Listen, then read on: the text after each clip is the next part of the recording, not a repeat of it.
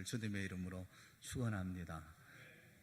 근래에 읽었던 책 가운데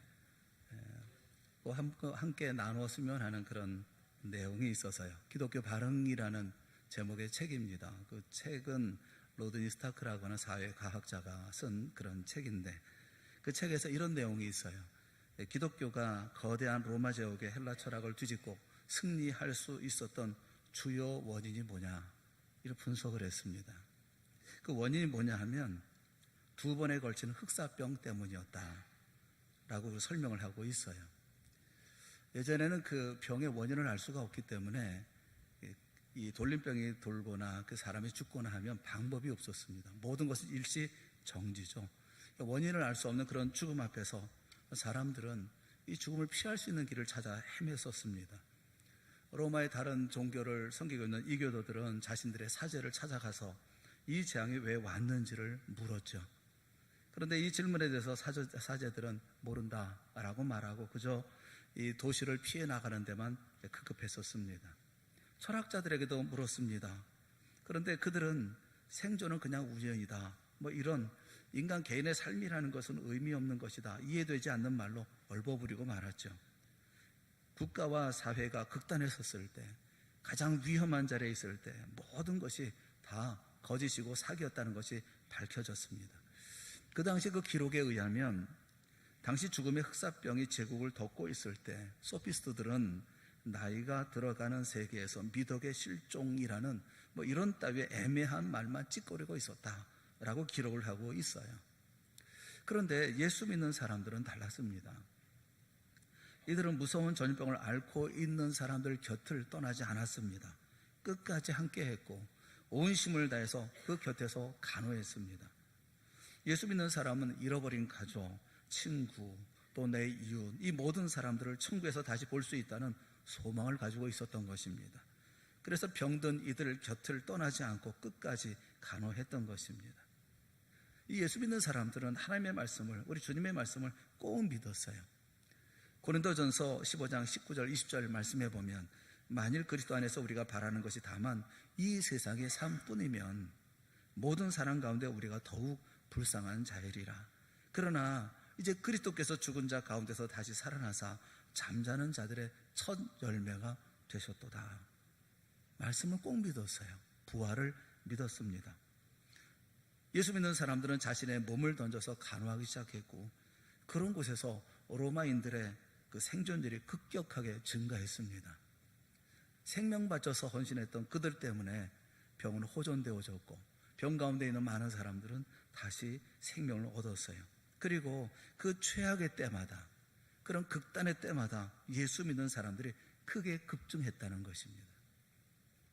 그뿐만이 아니에요. 당시 로마는 육체적인 쾌락만 추구하면서 결혼도 안 하고 동성애에 빠져 있는 그것이 사회 풍습이었습니다. 결과적으로 국가 전체의 출산율은 급격하게 떨어졌죠. 오직 예수 믿는 사람들만 생육하고 번성하라는 말씀에 순종해서 가정에 철저하게 헌신했고 가정을 아름답게 이루었습니다. 로마는 남녀 차별도 아주 심각했습니다. 아리스토텔레스라든가 플라톤 같은 사상가들조차도 여자가 태어나면 죽이거나 낙태한다 하더라도 상관이 없다고 말하곤 했습니다. 남자는 아무 여자나 즐겨 버려도 된다는 그렇게 생각하는 것이 당시의 철학이었습니다. 반면에 예수 믿는 사람들은 철저히 그런 생각을 거부했습니다. 아이가 생기면 남하건 여하건 다 낳아서 키웠고, 또 남편은 아내에게 철저하게 헌신했습니다. 그래서 기독교 공동체에는 성비 균형이 항상 유지가 되어졌고, 여성에 대한 존중심이 깊이 뿌리 내렸습니다. 예수 믿는 여인과 결혼한 로마인들은 예수님께 그 아내가 달게 돌아오는 사람들이 많았습니다. 당시 예수 믿는 사람들은 사회 문제를 해결하는 가장 강력한 수단이었던 것입니다. 신앙이 없는 사람들과 마찬가지로 이들 역시도 삶의 극단에 마주했지만, 그 죽음과 그리고 그 질병들과 마주했지만, 이들은 세상이 아닌 이 세상이 아닌 다른 세상에 있음을 붙잡았습니다. 부활이라는 다른 창문을 바라보면서 예수 믿는 사람들은 모든 슬픔을 이겨냈고 헌신하고 희생했습니다. 그리고 마침내 그들의 삶이 거대 제국이었던 로마를 변화시킨 것입니다. 오늘 우리는 어떻습니까? 세상을 변화시키고 있습니까? 우리 예수 믿는 사람들 때문에 이 나라와 이 민족은 변화를 일으키고 있습니까? 예수 믿는 사람이 다니는 직장은 어떻습니까? 우리 때문에 직장의 분위기가 달라지고 회사의 비전이 바뀌어지고 있습니까? 예수 믿는 사람의 가정은 어떻습니까? 정작 우리들의 삶은 또 어떻습니까? 자신 있게 변화되었다 말하기 어려운 것이 솔직한 우리들의 모습입니다. 그렇다면 어디에 문제가 있는 것일까요? 로마를 변화시켰던 그 성도들, 그들과 오늘 우리는 무엇이 차이가 있는 것일까요? 두말할 것도 없이 삶의 초점에 차이가 있습니다. 우리의 삶의 초점과 그들이 살았던 삶의 초점이 다른 것입니다. 로마 시대를 살았던 예수 믿는 사람들은 예수님이 모든 삶의 초점이었습니다. 아무리 상황이 극단에 몰리고 최악의 상황에 처해도 그들은 예수 믿는 믿음으로 행했습니다. 주님이 예비하신 영원한 나라를 소망했습니다. 오늘 우리는 도마라고 하는 예수님의 제자를 살펴보려고 합니다. 보면 볼수록 정확하게 나의 모습을 보게 되기 때문에 그렇습니다. 처음에 성도들의 모습을 생각하면서 이 도마는 누구인가, 어떤 사람인가 하는 것을 잠깐 살펴보려고 그래요. 이 쌍둥이란 뜻을 가지는 예수님의 제자, 그는 도마입니다. 왜 도마의 부모는 아들을 낳고 쌍둥이라고 이름을 지었을까요? 쌍둥이로 태어났기 때문에 쌍둥이라고 이름을 지었을 것입니다. 그의 또 다른 분신은 누군지는 알 수가 없어요. 이 도마의 이야기는 요한복음에만 나옵니다. 다른 복음서에는 12제자의 이름이 언급될 때 잠깐 등장할 뿐, 요한복음에만 도마가 무슨 이야기를 했는지, 어떤 행동을 했는지 거기에 대해서 말씀을 해주고 있어요. 요한복음 11장, 14장, 20장에 도마에 대해서 말씀을 하고 있습니다. 요한복음 11장은 나사로의 부활을 증언하고 있어요. 예수님은 나사로가 병들었다는 소식을 들으십니다. 그런데 이틀을 더 유하시고 제자들에게 나사로가 있는 유대로 가자, 다시 가자라고 말씀하십니다. 제자들이 예수님을 말립니다. 방금도 유대인들이 돌로 치러야 했는데 또 그리로 가시려고 하십니까? 유대 지방에서 예수님이 이렇게 크게 공경을 겪어왔기 때문에, 그래서 이제 다시 가신다고 하는 거 말리는 거예요. 가시면 안 됩니다. 그런데 요한복음 11장 16절에 보면 드디어 도마가 입을 엽니다. 디두모라 하고도 하는 도마가 다른 제자들에게 말하되 우리도 주와 함께 죽으러 가자 하니라. 선생님만 위험한 곳에 보낼 수는 없습니다. 우리도 죽을 준비가 되어져 있습니다. 우리도 같이 가서 죽읍시다. 도마가 이렇게 말했다고 한다면 그는 아주 용기 있는 사람이었을 것입니다. 그런데 분위기가 꼭 그런 것 같지 않습니다. 나사로는 이미 죽었고, 예수님 말씀하시기를 나사로는 죽었다고 말씀하셨으니 나사로는 죽었고 갈 이유도 없고 앞길에는 위험이 있고, 그런데 예수님은 또 굳이 가시자고 하시니까 가면 틀림없이 예수님은 잡히실 것이고 또 돌에 맞으실 것이고 또 이제 앞이 보이지 않는 그 길에 절망하면서 그럼 내뱉는 것입니다. 우리도 주와 함께 죽으러 가자. 체념적인 것이죠. 현실에 걱정도 많고 그리고 두려움도 많습니다. 쉽게 포기하는 사람이에요. 금방 낙담하고 좌절하고 절망합니다. 예수는 지금 나사로를 살려서 부활이라는 역사적인 교훈을 가르치시려고 하는데 도마는 주와 함께 죽자 그렇게 말하고 있으니까 이 상황을 볼 때 얼마나 부정적으로 보고 있는지, 얼마나 어둡게 보고 있는지 우리가 알 수가 있습니다. 매사가 걱정뿐인 사람이에요. 우울질의 사람이다 이렇게 말할 수가 있을 거예요. 그런데 우리가 꼭 그렇지 않습니까? 여러분에 펼쳐져 있는 모든 상황들, 모든 일들을 바라보면서, 내일을 바라보면서 장밋빛 내일을 그리고 계십니까? 오늘 살만한 날이다 라고 여러분 생각하시면서 오늘 하루의 삶을 기쁨으로 시작을 하십니까? 우리도 매사 어둡고 매사 부정적이고 매사 걱정인 우울질의 사람들 아닙니까? 요한복음 13장부터 16장까지는 예수님의 마지막 설교를 우리에게 말씀해 주고 계셔요. 그래서 이 부분을 가리켜서 예수님의 마지막 다락방 강화 이렇게 말합니다. 말씀하시면서 예수님께서는 이 마지막 설교하시면서 십자가의 죽음에 대해서 제자들에게 암시하십니다. 그 말씀을 듣고 있던 제자들이 마음이 슬퍼져요. 비감해집니다. 왜 이런 말씀을 하실까? 그때 예수님께서 요한복음 14장 1절에 보면 너희는 마음에 근심하지 말라 그렇게 말씀하세요. 너는 마음에 근심하지 말라. 하나님을 믿으니 또 나를 믿으라 라고 위로하셔요. 요한복음 14장 그 다음에 2절 3절 계속 되어지는 말씀에 보면 내 아버지 집에 거할 곳이 많도다. 그렇지 않으면 너희에게 일렀으리라. 내가 너희를 위하여 거처를 예비하러 가노니 가서 너희를 위하여 거처를 예비하면 내가 다시 와서 너희를 내게로 영접하여 나 있는 곳에 너희도 있게 하리라 라고 말씀하시면서 내가 어디로 가든지 그 길을 너희가 아느니라 라고 말씀하셔요. 그러자 도마가 그 말 끝에 이렇게 말합니다. 요한복음 14장 5절에 도마가 이르되 주여 주께 어디로 가시는지 우리가 알지 못하거늘 그 길을 어찌 알겠사옵나이까 라고 말해요. 주님은 위로하시면서 걱정하지 말라. 너희들이 있을 곳을 다 내가 예비하고 있다. 걱정하지 마라. 이 문제는 너희 걱정할 문제가 아니다 라고 말씀하시는데 도마는 도무지 상황 판단이 안 되는 엉뚱한 소리로 사람 억장 무너지는 소리만 하고 있습니다. 아니, 주님 말씀은 도대체 무슨 말씀인지 알아들을 수가 없습니다. 뭔 말씀을 하고 계시는 것입니까? 우리가 어떻게 우리가 알아들을 수 있는 말을 하셔야 되지 않겠습니까? 라고 그냥 되묻고 있는 거예요. 예수님의 말씀을 헤아려 듣지도 않고 귀담아 듣지도 않습니다. 아예 못 알아듣습니다. 현실 세상 세속적인 삶에는 민감하고 현실을 판단하는 이런 모든 일들은 능숙하지만 영적 진리에 관해서는 매우 둔감한 사람이 도마예요. 마치 물과 기름처럼 겉도는 주님의 말씀과는 다른 또 다른 세상에서 살아가고 있는 도마의 모습을 보는 듯합니다. 우리의 신앙은 우리는 믿음생활을 그리 하고 있습니까?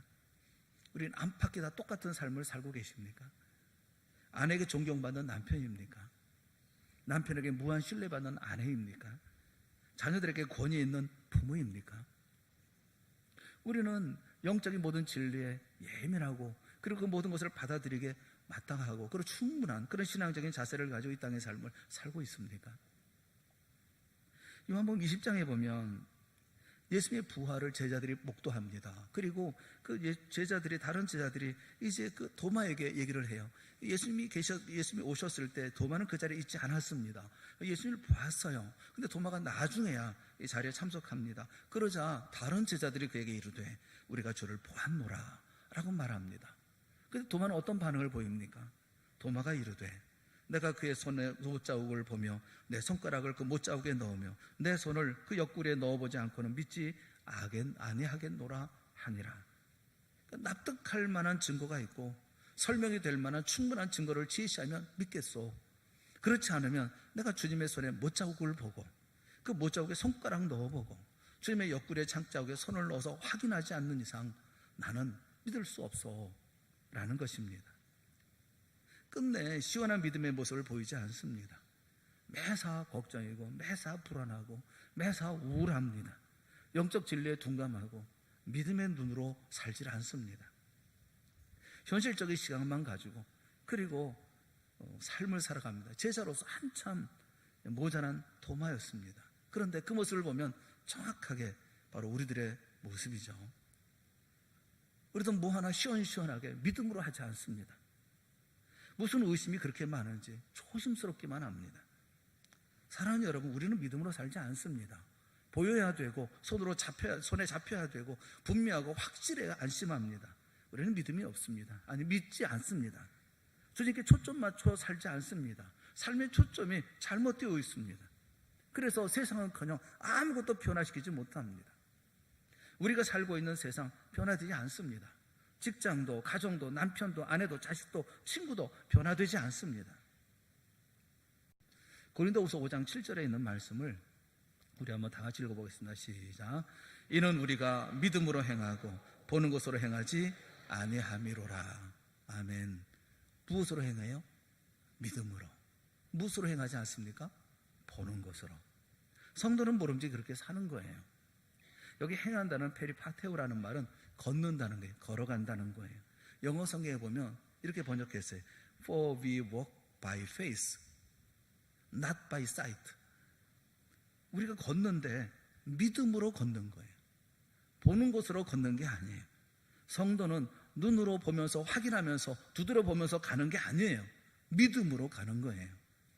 성도는 예수를 믿는 믿음으로 사는 거예요. 믿음으로 살아야 될 이유는 세상에 우리가 눈으로 확인하고 두들겨보고 잡아보는 모든 것들이 다 아무것도 아니기 때문에 그렇습니다. 허무하기 때문에 그래요. 세상을 아주 잘 설명하고 있는 것이 전도서예요. 우리가 두 번째 본문을 봤습니다. 성경 구절을 두 군데를 봤어요. 하나는 도마에 대한 부분을 봤고 또 하나는 전도서에 있는 말씀을 보았어요. 왜 전도서의 말씀을 보았느냐 하면 세상을 아주 잘 표현하고 있는 것이 전도서이기 때문에 그래요. 여러분이 붙잡으려고 하는 거, 여러분이 소망하고 있는 거, 여러분이 꿈꾸고 있는 그 세상이 어떤 세상인가를 우리에게 잘 말씀해주고 있어요. 오늘 말씀을 보면서 여러분 깊이 한번 생각을 해보세요. 전도서의 첫 번째 질문이 뭐냐면 전도서 1장 3절에 해 아래 수고하는 모든 수고가 사람에게 무엇이 유익한가? 라는 질문이에요. 유익이라는 말은 그 원뜻은 이익이라는 것입니다. 이익. 내가 이 땅에서 무엇인가 열심히 하고 있고 땀 흘려 수고하고 있는데 이 일이 내게 어떤 이익이 되느냐라고 묻고 있는 거예요. 그런데 이것은 질문이 아닙니다. 어떤 대답을 요구하는 게 아니에요. 너는 해 아래서 수고하는 모든 수고가 내게 유익하다고, 내게 이익이라고 생각하느냐? 내가 볼 때는 내 삶의 수고가 내가 내게 주는 유익은 전혀 없어 보이는데 라고 말하고 있는 거예요. 왜 유익하지 않느냐 하면 두 가지 이유가 있어요.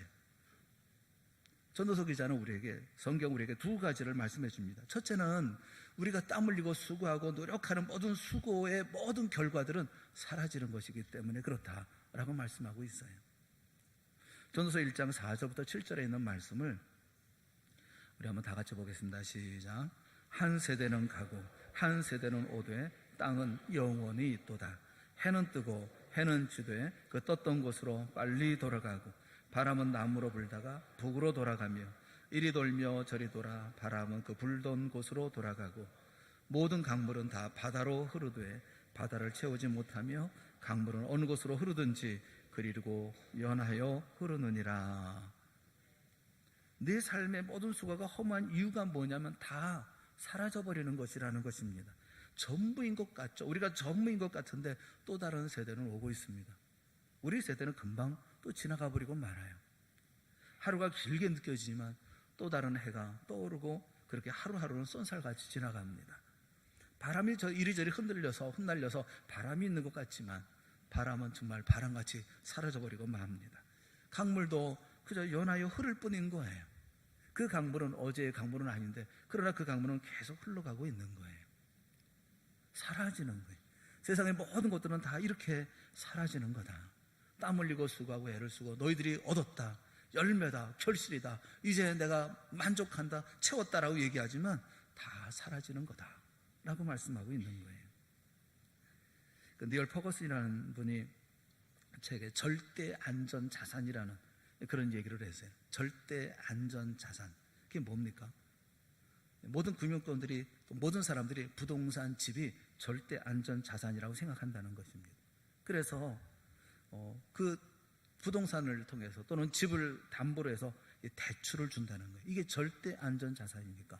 그러니까 이 집이 어디 사라질 것이 아니니까 돈을 주고 만약에 돈을 못 받으면 이 집을 가지면 되니까 이 자금원이라는 거죠. 절대 안전한, 가장 안전한 대출의 이 자금원이라는 거예요. 성도들 가운데에도 부동산 투기에 열을 내시는 분들이 계시더라고요. 뭐 어디 아파트 어디 뭐 이렇게 하고 뭐 이렇게 한다고 그래요. 우리가 다 경험해 봤어요.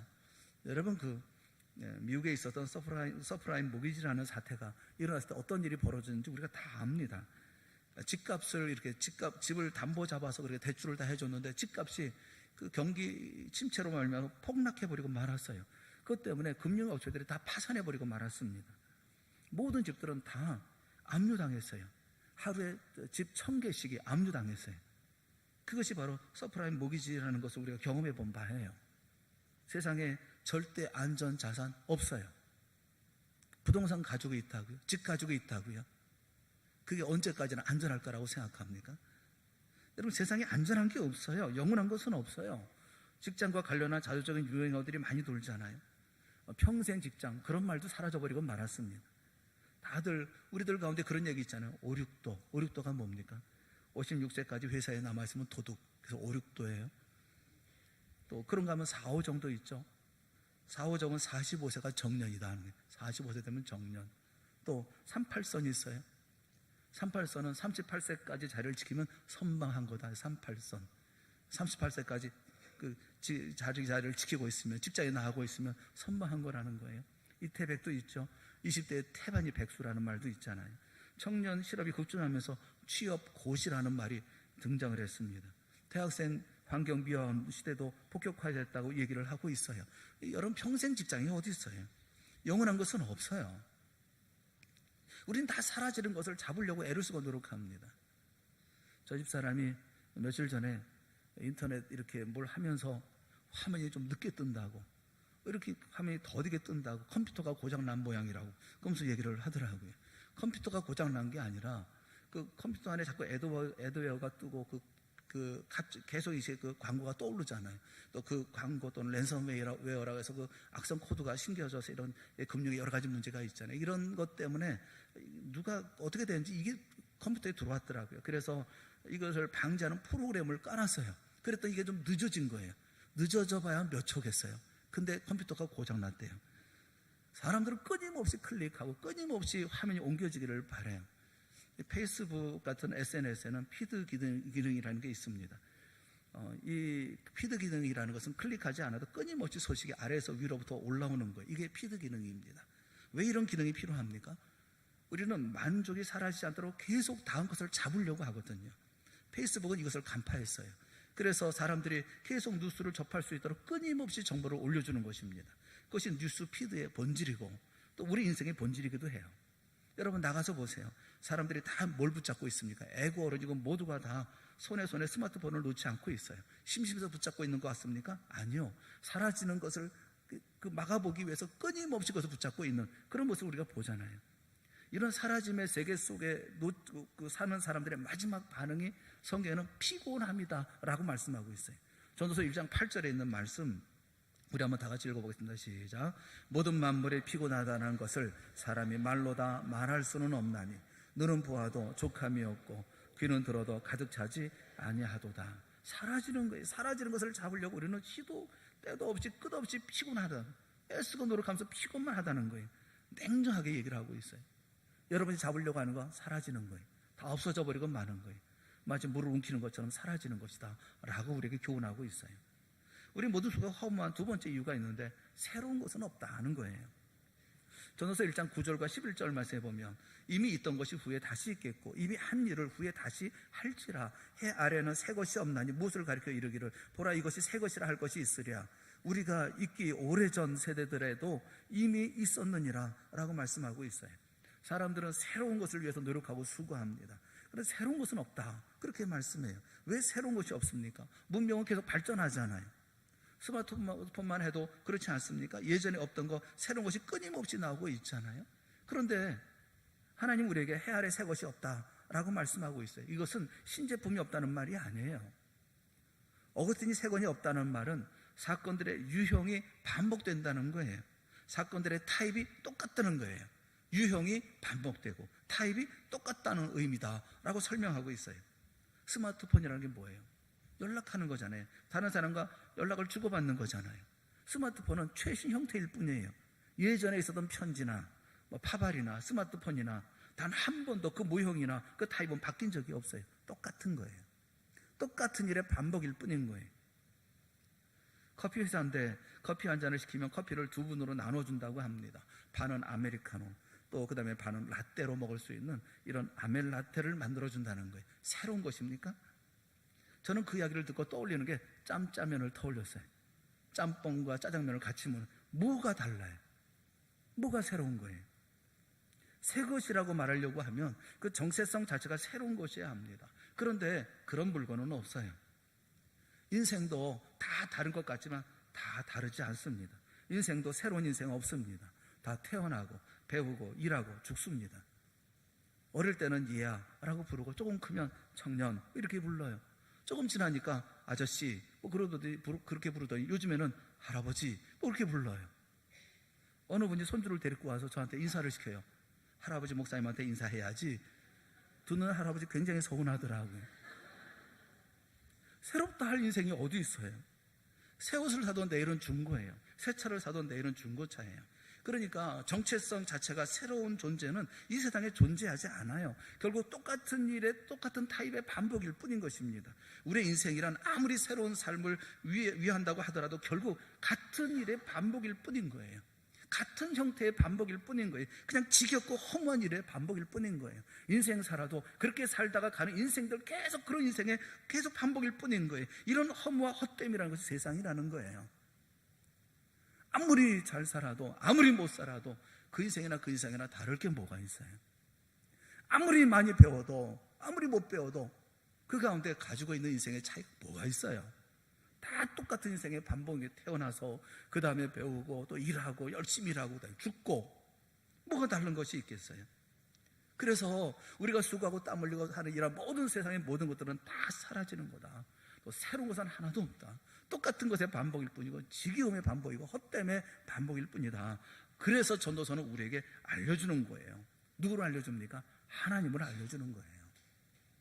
전도서 12장 13절에 있는 말씀 우리에게 그래서 들려주는 거예요. 같이 한번 읽어보겠습니다. 우리가 처음에 읽어봤지만 한번 다시 한번 읽어보겠습니다. 시작. 일의 결국을 하나님을 경외하고 그의 명령을 지킬지어다. 이것이 모든 사람의 본분이니라. 아멘. 왜 이렇게 말씀하십니까? 왜냐하면 하나님만 영원하고 하나님만 새로운 분이기 때문에 그렇습니다. 2003년도에 삼성경제연구소는 한국 무도를 주도하는 한국 문화를 주도하는 히트 상품으로 웰빙을 꼽았습니다. 물질적인 부여를 넘어서 삶의 질을 향상시키려는 그런 노력이 웰빙이라는 거죠. 그로부터 10년이 지난 2013년 같은 연구소는 이번에는 힐링을 웰빙을 제치고 사회문화 코드로 부상했다라고 발표했어요. 각박한 세상에서 공감과 위로, 치유에 대한 필요가 급증했다. 그래서 처음에는 웰빙, 10년 전에 웰빙, 10년 후에 힐링, 그렇게 얘기를 했어요. 그렇다면 오늘의 키워드는 뭘까요? 한 작가는 상처로부터 위로를 얻으려는 그런 힐링을 넘어서서 현실을 직면하면서 아픔을 스스로 이겨내는 스탠딩, 이것이 현 시대의 키워드일 것이다 라고 말해요. 자신의 모습으로 일어서기를 안간힘을 쓰는 인생의 모습이 오늘 현대인의 모습이라는 거예요. 웰빙을 통해서, 힐링을 통해서, 스탠딩을 통해서 자신을 일으키려고 애쓰고 노력하는 것이 안타까운 인간의 모습이라는 거예요. 결국 웰빙도 힐링도 스탠딩도 허물어져가고 사라지는 자신을 세우려는 안쓰러움일 뿐이라는 것입니다. 사랑하는 여러분, 사도 바울이 사방으로 우겨쌈을 당하고 답답한 일을 당하고 박해를 받고 거꾸로 뜨림을 당하는 사면 초가의 한가운데서 그가 끝까지 붙잡았던 것이 뭡니까? 웰빙입니까? 힐링입니까? 스탠딩입니까? 그렇지 않아요. 하나님이었습니다. 왜 그런 하나님을 붙잡습니까? 왜냐하면 하나님은 영원토록 변하지 않는 분이시기 때문에 그렇습니다. 성부 하나님의 영원한 언약은 변하지 않습니다. 우리는 하나님 앞에 신실하지 못하고 앞으로도 여전히 신실하지 못할 것입니다. 그럼에도 불구하고 우리를 향하신 하나님의 언약은 변하지 않습니다.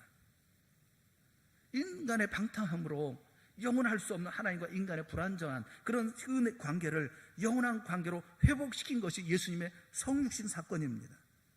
그렇게 우리에게 오신 주님은 결코 우리를 떠나지 않으십니다. 내가 죄를 지으면 주님이 떠나시는 게 마땅하지 않습니까? 그런데 예수님은 내 삶을 손수 깨끗하게 하셨습니다. 내 죄를 짊어지고 십자가에 못 박히셨습니다. 나를 대신해서 내 죄의 대가를 전부 치르셨습니다. 이 모든 일을 스스로 행하시고 내 안에 들어와서 떠나지 않으시는 분, 나의 삶은 그래서 이제는 더 이상 사라짐이 없습니다. 왜 사라짐이 없습니까? 영원하신 하나님이 내 마음에 영원한 장막을 치셨기 때문에 그렇습니다. 주님 때문에 내가 영원한 존재가 되어졌기 때문에 그렇습니다. 찬송하면서 이 찬송 가사는 너무 좋더라고요. 쓰러진 나를 세우고 나의 빈잔을 채우네. 나의 빈잔을 채우시는 주 나의 모든 것, 주님, 예수 어린 양 존귀한 이름. 나를 채울 수 있는 것은 예수 그리스도밖에 없어요. 내 삶은 사라지지 않냐고 영원토록 할 수 있는 것 예수 그리스도밖에 없어요. 내 삶을 새롭게 만들 수 있는 건 예수 그리스도밖에 없어요. 예수님을 믿으면 내 안에 영원히 머무시는 영원히 새로운 분과 동행하는 삶을 살게 되어집니다. 내가 시도하는 모든 일은 선하게 마무리될 것입니다. 내 과거의 상처는 치유로 극복될 것입니다. 실패의 여정에는 반전이 있을 것입니다. 십자가를 통해 죽음도 이기신 그분이 내 삶에 계시기에 내 삶의 일상에서 시도되는 모든 일들은 쉼없이 사라지지 않을 거예요. 도마는 예수 그리스도를 만납니다. 그리고 도마는 완전히 삶의 초점이 바뀌어집니다. 도마가 달라집니다. 도마는 예수님을 만나자 이렇게 고백합니다. 도마가 대답하여 이르되 나의 주님이시요 나의 하나님이시니이다. 호 큐리오스 무, 나의 주인이십니다. 주님은 나의 주인이십니다. 호 데우스 무, 나의 하나님이십니다. 도마처럼 이렇게 고백하고 주 앞에 새로운 예수 그리스도를 초점 삼는 믿음의 삶을 살아가는 여러분 모두가 다 되어질 수 있기를 주님의 이름으로 축원합니다. 도마가 어떻게 달라집니까? 요한복음 21장에 보면 시몬 베드로와 디두모라는 도마와 갈릴리 가나 사람 나다나엘과 세베대의 아들들과 또 다른 제자 둘이 함께 있더니, 얼마 전에는 그들 사이에서 떠나 있었던 도마가 이제 고백 후에는 예수님이 다시 제자들에게 나타나셨을 때 도마는 제자들과 함께 있었다라고 말씀하고 있어요. 도마는 더 이상 자기 자리를 이탈하지 않습니다. 제자들이 있는 곳에는 항상 도마가 있었어요. 사도행전 1장에도 보면 제자들이 감화하면서 돌아옵니다. 다락방으로 올라갑니다. 거기서 기도하기 시작합니다. 그 기도하는 모습에 대해서 말씀하고 있어요. 베드로, 요한, 야고보, 안드레와 빌립, 도마와 바돌로메. 도마는 여기에도 있어요. 주님의 살아가는 제자들과 항상 머물러 있습니다. 은혜를 구하고 주님을 나의 주님으로 섬기고 나의 주인으로 섬기고 주님을 나의 하나님으로 섬깁니다. 그리고 그렇게 평생을 살아갑니다. 성경은 여기서 끝나요. 그러나 역사는 계속됩니다. 역사적인 문서들을 보면 도마에 대해서 우리에게 전해주고 있어요. 도마는 그 후에 페르시아로 갑니다. 그리고 그곳에서 복음을 전하고 다시 동편으로 옮겨갑니다. 인도까지 가요. 그리고 에데스라는 장소에서 복음을 전하다가 어떤 원주민의 창에 찔려서 죽임을 당합니다. 그 마지막 순간 그는 이렇게 외쳤다고 그래요. 나는 당신을 예배합니다. 주님이시여 저는 주님만을 예배합니다. 외치면서 세상을 떠났다고 합니다. 도마는 자신의 목숨을 주님 앞에 영광스럽게 바칩니다. 회의를 넘어서서, 의심을 넘어서서 이제 삶의 초점을 바꾸어 주님을 바라보고 살아계신 주님 붙들고 하나님만을 신뢰하고 하나님만을 의지하고 주님과 함께하는 삶만 살았던, 젊음을 바치고 자기 인생을 바쳤던 그 사람이 바로 도마였던 것입니다. 그런 믿음의 사람들이 세상을 변화시키는 거예요. 사랑하는 여러분, 우리도 모두가 세상을 변화시키는 사람들이 되어지기를 주님의 이름으로 축원합니다. 사라지고 새로울 것도 없는 그런 세상 일에 수고하고 땀 흘리지 말고 영원한 주님의 종으로, 주님의 사역자로, 주님이 주시는 힘으로 이 세상 살지 않으시겠습니까? 주님께 초점을 맞추십시오. 예수 그리스도의 말씀을 들으십시오. 그 말씀에 순종하십시오. 그 말씀 안에서의 삶을 살아가십시오. 인생 가치 있고 의미 있게 삶을 사십시오. 그래서 내 가족을 변화시키고 직장을 변화시키고 세상을 변화시켜 나아가며 우리와 함께는 모든 사람을 변화시켜 나가는 우리 동산교회가 되어질 수 있기를 바랍니다. 인생 초점 다시 한번 재조정하세요. 그리고 그 가운데 주의 놀라운 역사의 말씀을 실천하며 살아가서 이 세상을 바꾸어 나갔던, 로마를 마침내 예수 그리스도 믿는 많은 사람들, 로마 제국자처럼 무너뜨렸던 그들처럼 우리도 이 세상 하나님의 나라를 만들어가는 놀라운 역사를 이루는 우리 동산교회 사랑하는 하나님의 자녀들이 다 되어질 수 있기를 주님의 이름으로 축원합니다. 기도하겠습니다. 사랑의 하나님 아버지, 은혜를 감사합니다. 우리에게 귀한 생명을 주셨사오니 살아있는 생명